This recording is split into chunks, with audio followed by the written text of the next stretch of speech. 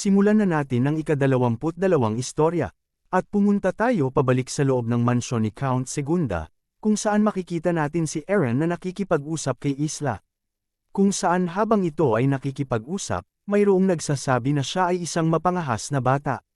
At makikita natin si Count Segunda, na ito ay nasa itaas ng isang silid at nakikita nito ang lahat ng mga nagaganap sa handaan. At napalingon nito at natanong kung ano ang sa tingin ni Vincent. At makikita natin si Vincent na nakaupo sa mesa habang si Count Segunda naman ay may hawak na inumin kung saan ang mga ito ay nakatago sa likod ng isang malaking salamin. At dahil sa tanong ng Count, sinagot ito ni Vincent na nagawa ni Eren na makita ang kanyang aura flow noong ito ay kanyang ipinalabas. Subalit iniwas kaagad ni Eren ang kanyang tingin at nagmumukha itong natakot. At dahil sa sinabi ni Vincent, napangiti ng masama si Count Segunda at nasambit nito na si Eren ay mahina lamang. At kaagad nagsalita si Vincent na ang lalaking may kayumanggi na balat ay walang duda na malakas. At ang tinutukoy nito ay si Isla. At dahil dito napatanong ang Count kung gaano ito kalakas kumpara sa kanya. At sinagot naman ito ni Vincent na hindi niya alam at malalaman lang nila ito kung silang dalawa ay maglalaban. Kung saan pagkatapos ay napatingin na lang si Vincent, at naisip nito na ang lalaking iyon ay malamang parte ng Knight ng Valvas, ang mga makikitid at matapang na mandirigma. Kaya naisip din nito na walang katuturan na ito ay pinamumunuan ng isang mahinang tao. At pagkatapos ng ilang sandali, nasambit ni Count Segunda na iiwan niya ang Knight kay Vincent, at ayos lang kung hindi niya ito mapapatay dahil ang kanilang reinforcements ay malapit na din dumating. At masaya nitong nasambit habang nagpapalabas ng masamang mukha, ang anak ng Sea Dragon King, na tinatawag bilang Dark King, ay ang bahala sa pusa at ahas. At natanong ng gobernador kay Vincent, nakita mo ang Dark King sa tambakan ng basura na iyon, di ba?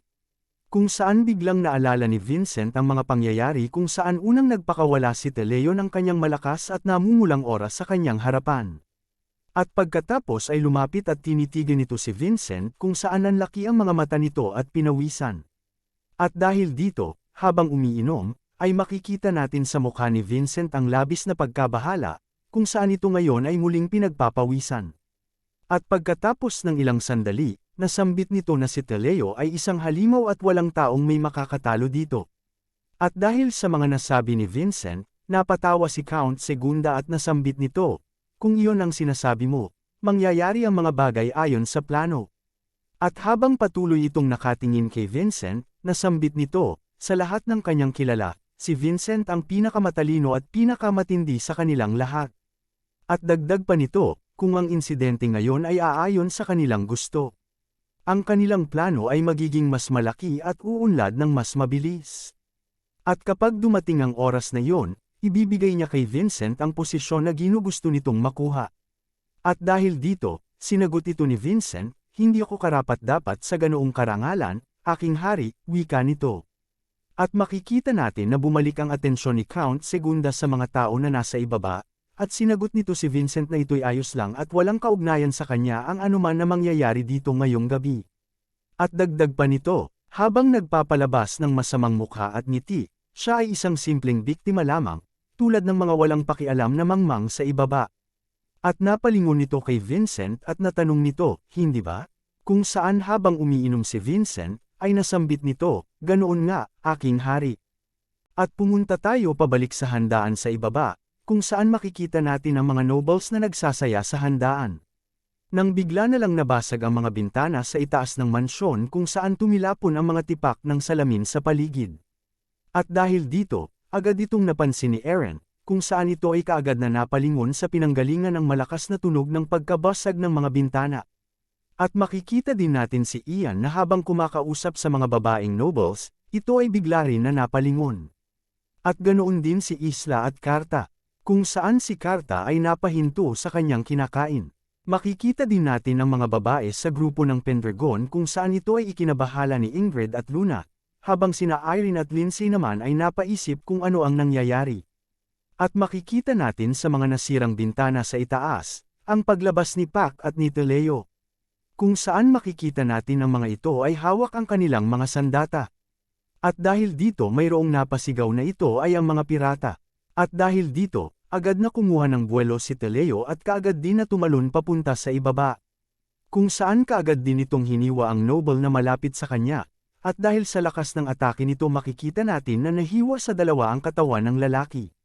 At pagkatapos nitong mahiwa ang lalaki, makikita natin na agad din itong hiniwa ang mga nadaanang tao ng napakabilis, kung saan makikita pa natin ang paglipad ng ulo ng isang lalaki. At makikita din natin ang pagtapo nito sa isa pang noble, kung saan dahil sa lakas nito ay umabot ito sa chandelier na nasa kisame ng mansyon.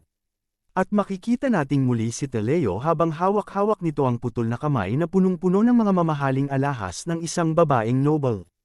At siya ay sumigaw ng napakalakas, patayin silang lahat. Nakawin ang lahat ng kanilang ari-arian at kainin ang kanilang mga babae hanggang sa kayo ay mabusog. At makikita natin ang agad na pagsalakay ng mga piratang Ratuan Orc, kung saan makikita natin na kinukuha ng mga ito ang mga ari-arian sa mga bangkay ng mga nobles, at ang walang awang pagpatay ng mga ito sa kanila. At makikita natin ang pagkain ni Pac sa braso ng pinatay niya na babae, kung saan naiiyak at nakadilat pa ang mga mata nito. At dahil sa walang awang pagpatay na nasisilayan ni Count Serod, makikita natin na nanlalaki ang kanyang mga mata at ito ay napatakip ng kanyang bibig dahil siya ay nasusuka sa kanyang nakikita. At nasambit nito habang katabi si Vincent na ito'y nasobrahan ni Teleo, at ang mga dugo ay hindi basta-bastang matatanggal. Subalit nasambit ni Vincent na mahusay ang ginawa ni Teleo. At dahil sa ginagawa nito, hindi pagdududahan si Count Segunda. Kaya kaagad iniba ni Vincent ang ayos ng kanyang buhok, at nasambit nito, ako'y magsisimula na din sa aking trabaho. At pumunta naman tayo sa ibang parte ng kastilyo, kung saan may makikita tayong mga paa na mabilis na tumatakbo paakyat ng hagdan. Kung saan makikita natin na ito ay ang apat na babae sa grupo ng Pendragon. At sinasabi ni Lindsay na siya ay nahihirapan tumakbo dahil sa mataas na heels na kanyang suot, pero pinagsasabihan nito ni Irene na kailangan niyang magpatuloy na tumakbo. At si Ingrid naman ay napatanong kung bakit nangyayari ang ganitong mga bagay. Nang bigla na lang lumapag sa kanilang harapan si Teleo, kung saan ang apat na babae ay biglang nagulat at napahinto. At makikita natin si Teleo habang nakatitig sa mga babae ay nasambit nito. Natagpuan ko din kayo, at bigla itong nagpakawala ng kanyang napakalakas na ability sa paligid, kung saan ito ay naramdaman ng mga babae. At dahil sa lakas ng ipinalabas nitong ability, makikita natin na ang mga babae ay hindi makahinga at makagalaw sa kanilang kinatatayuan. Kaya si Teleo ay kaagad na lumapit sa kanila at tinuro niya ang kanyang hintuturo sa mga ito. At habang kinakanta nito ang kanyang sinasabi na kung sino ang una niyang pipiliin para kainin.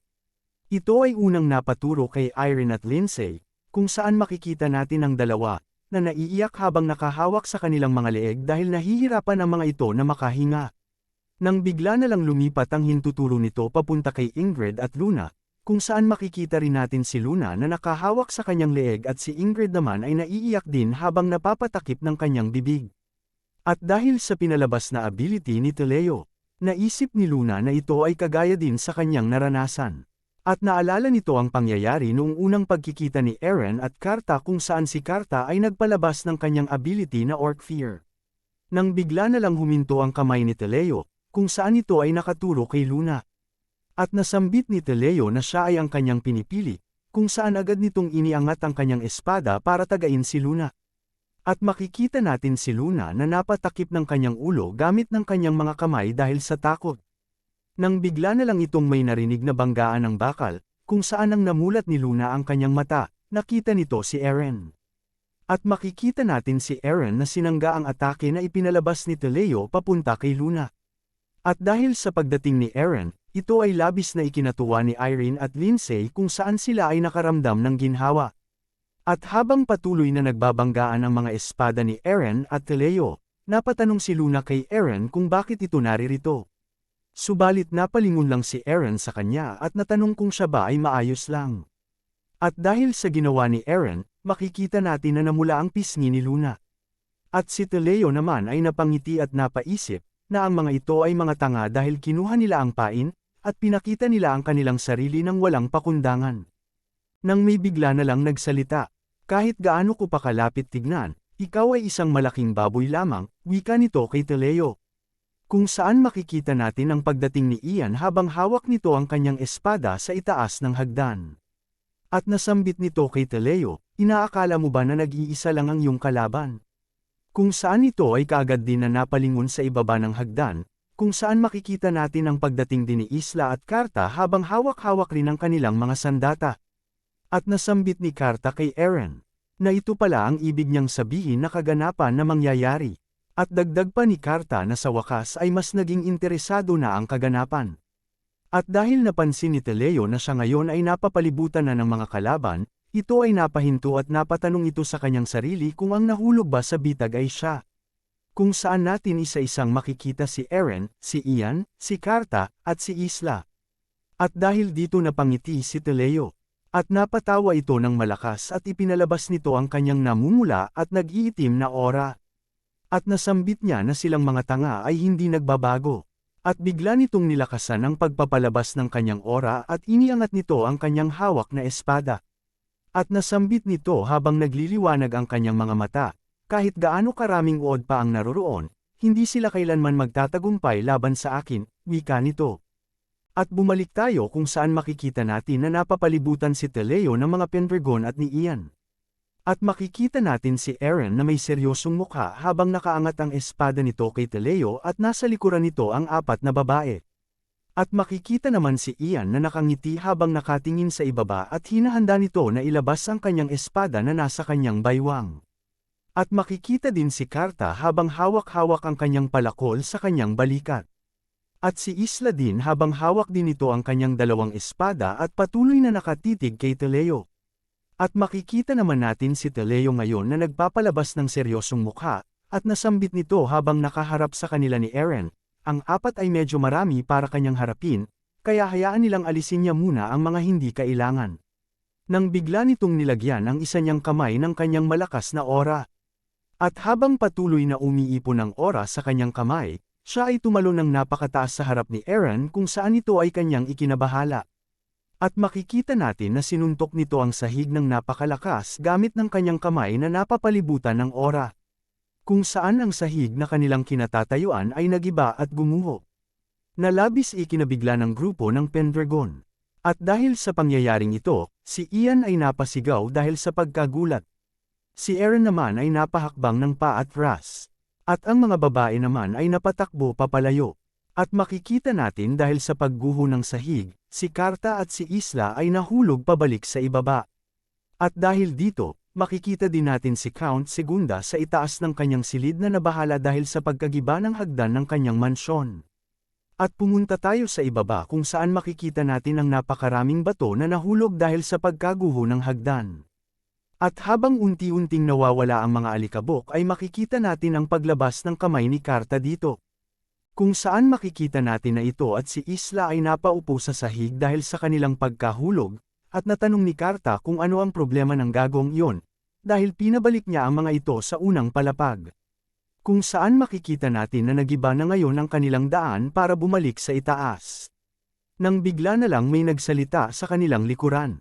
Uy, tingnan mo, yan yung orc na nakita natin sa lungsod, wika nito sa kanyang mga kasamahan. Kung saan biglang naagaw ang pansin ni Isla at Karta, kaya kaagad ang mga ito na napalingon. At paglingon nila, nakita nila ang mga Ratuan orc. At ito ay si Pak at kasama nito ang iba pa niyang mga kasamahan. At nasambit ni Pak na ito ay mabuti, dahil nagsasawa na siya sa pagkain ng mga tao. At dagdag pa nito na gusto niya naman na kumain ng karne ng isang orc. At dahil natatandaan nito ni Karta at Isla na laki ang kanilang mga mata, at napasigaw si Karta na ito ang orc na may takip sa mata na kanilang nakita sa lungsod. At dagdag pa nito habang inaangat ang kanyang palakol. Ako ngayon ang kakain sayo, na may kasamang beer sa gilid, walang hiyang pirata. At pagkatapos nitong magsalita, kaagad na sumugod si Isla at Karta sa kanila. Kung saan makikita natin na tinaga ni Karta sa leeg ang isang Ratuan orc gamit ng kanyang palakol. At bumalik naman tayo sa itaas, kung saan ngayon si Ian at Teleo ay naghaharap habang si Eren at ang mga babae naman ay nasa kabilang parte ng hagdan.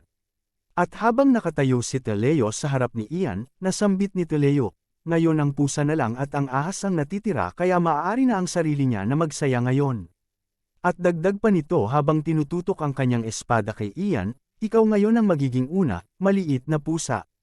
At sinagot ito ni Ian, ang lakas mo ay hindi biro para sa isang higanteng baboy. Subalit sa palagay mo ba, ang lakas lang ba ang mahalaga sa isang laban? Patanong na wika nito, kung saan habang ipinapalabas nito ang kanyang aura ay bigla nitong iniba ang kanyang postura at iniangat ang kanyang espada para maghanda. At dahil sa nakikita ni Irene, napatanong ito kay Ingrid kung ang prinsipe ba ay magiging maayos lang. At sinagot ito ni Ingrid na huwag siyang mag-alala, dahil ang kanyang kuya ay hindi normal, at may mga nagsasabi na si Ian ang pinakamagaling sa Imperial Capital pagdating sa techniques. At dagdag pa nito, hindi niya pa ito nakikitang matalo kahit pa ng isang beses.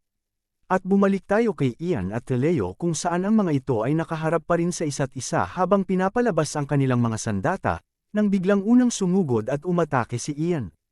Subalit, kaagad din itong naharang ni Leo, at nagpatuloy ang pagbabanggaan ng kanilang mga espada. At dahil sa nasisilayan na duwelo ng mga babae, nasambit ni Irene na ang prinsipe ay nagpapakawala ng nakakamanghang sunod-sunod na atake at mukhang ang pirata ay hindi makaganti.